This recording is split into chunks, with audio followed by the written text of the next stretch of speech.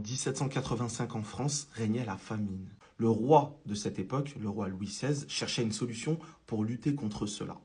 À l'aide de Antoine-Augustin Parmentier, ils ont réussi à démontrer que la pomme de terre était bonne pour lutter contre la famine. Le problème, c'est que le peuple n'aimait pas la pomme de terre parce qu'elle était synonyme de maladie. On la donnait aux animaux, etc.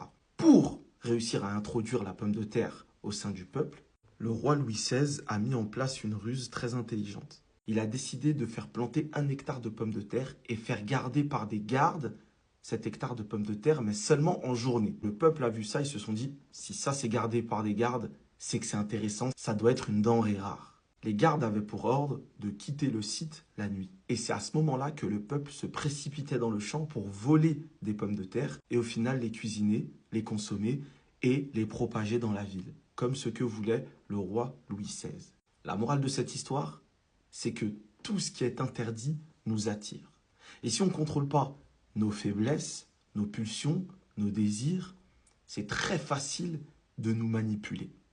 C'est très finement joué de la part de Louis XVI, même si quelques années après, au final, ils l'ont chopé par le callback et ils ont coupé sa tête. Sur le coup, il avait très bien joué.